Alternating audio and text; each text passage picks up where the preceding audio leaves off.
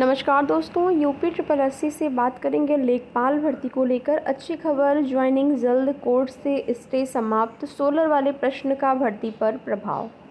तो जो भी अभ्यर्थी यहाँ पर चयनित हैं, जो भी नौ चयनित लेखपाल अभ्यर्थी हैं, वीडियो में लास्ट तक बने रहें, उनके लिए कुछ ज़रूरी सूचना। और वीडियो पसंद आए तो लाइक शेयर भी ज़रूर करें। तो जैसा कि यूपी ट्रिपल एससी से लेखपाल भर्ती में यहाँ पर अभ्यर्थी जो है इंतज़ार कर रहे हैं ज्वाइनिंग लेटर का, और इसी क्रम में आपका जो मैटर है हाई कोर्ट वाला समाप्त हो गया है। जैसा कि सुप्रीम कोर्ट ने केवल इसी वजह से यहाँ पर स्टे लगाई थी क्योंकि हाई कोर्ट में मैटर पेंडिंग थे, और हाई कोर्ट के जब सारे मैटर समाप्त हो गए हैं, जो भी पेंडिंग मैटर थे वो डिस्पोज हो गए हैं, कोई डिसमिस हो गया, यानी कि सारे के सारे मैटर जब समाप्त हो गए तो अब जाहिर सी बात है कि स्टे जो है वो सुप्रीम कोर्ट से हट जाएगा।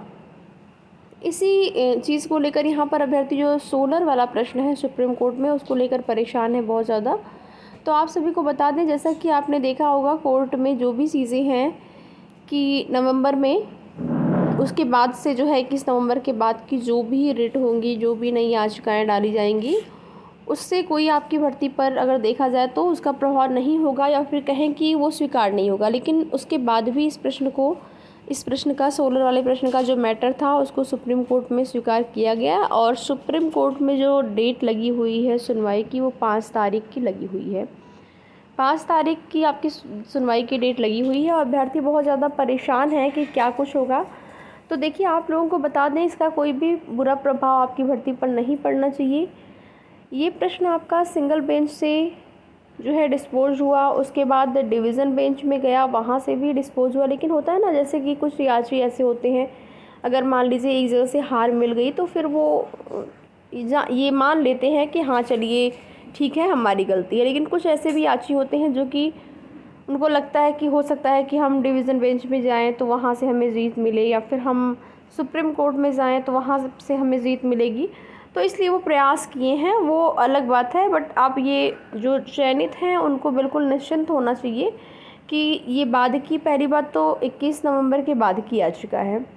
और उसके बाद दूसरी बात की, जब सुप्रीम कोर्ट ने हाई कोर्ट के मैटर को निस्तारित करने का आदेश दिया था, या निर्देश दिया था कि सुप्रीम कोर्ट के मैटर को निस्तारित करवाया जाए, इसके लिए स्टे लगा हुआ है। तो फिर वो तो आप देख ही रहे हैं कि जैसे ही आपका हाई कोर्ट के मैटर निस्तारित हुए, इसका मतलब ये है कि वो स्टे भी हट गया। बस वो एक जो होता है ना, सुनवाई के दौरान कोर्ट ऑर्डर आना बचा है। तो फिर आप लोगों को निश्चित रहना चाहिए यहाँ पर सोलर वाले प्रश्न को लेकर। अभ्यर्थी बहुत ज़्यादा परेशान है कि क्या कुछ इसमें समस्या हो सकती है। देखिए, जो हमें लगता है, हमारे हिसाब से तो कोई समस्या नहीं होनी चाहिए। बाकी आप लोगों की क्या राय है, आप लोग कमेंट करके ज़रूर बताएं। हमें यही लगता है कि इस मामले का कोई आपकी भर्ती पर ना ही अब कोई डिले होने वाला है, ना ही कोई ऐसा प्रभाव है। और 5 तारीख को सुनवाई होगी। जिस प्रकार से सिंगल बेंच और डिवीज़न बेंच से मामले हाई कोर्ट से निस्तारित हुए, सुप्रीम कोर्ट से भी निस्तारित हो जाएंगे। क्योंकि आपने देखा होगा, जो आपका विंध्याचल वाला प्रश्न था, उसमें जो कोर्ट ऑर्डर आया, उस कोर्ट ऑर्डर में जो भी चीज़ें थी, आपने पूरा विस्तृत ऑर्डर अगर देखा होगा कि ये जो विशेष यहाँ पर गठित की गई रहती हैं, जो विशेषज्ञ होते हैं, वही परीक्षाओं में जो प्रश्न कौन सा सही है, ऑप्शन कौन सा सही है, उसका जो निर्धारण है, वो जो यहाँ पर सभी लोग, जैसे कि कोर्ट जो है, या फिर कहें कि कोर्ट से ये चीज़ें नहीं पता चलेंगी कि इस प्रश्न का कौन सा आंसर सही है। वो तो अलग बात है कि अपनी बात को मनाने के लिए या फिर अपनी मांग को रखने के लिए सब लोग याचिका डालते हैं, कोर्ट जाते हैं। लेकिन जब उस विशेषज्ञ ने ये कह दिया, जो टीम बनाई गई रहती है ऑप्शन को चेक करने के लिए या फिर प्रश्नों को देखने के लिए इसका कौन सा ऑप्शन सही है, उसमें जो भी आपके सामने सोर्सेज लाए जाते हैं, उन सोर्सेज से ये तो साबित हो चुका है कि सोलर वाले प्रश्न का जो आपने माना है, यानी कि फाइनल आंसर की में जो ऑप्शन है वही आपका रहेगा, उसमें कोई बदलाव नहीं है। तो इसको लेकर आपको अब परेशान नहीं होना चाहिए। और या तो आप वेट कर सकते हैं 5 तारीख का, बस 5 तारीख को आपकी सुनवाई होने वाली है। और देखिए, पूरी उम्मीद है कि 8 तारीख को जो स्टे है आपका, वो हट जाएगा और बहुत जल्द ही आपको नियुक्ति मिलेगी।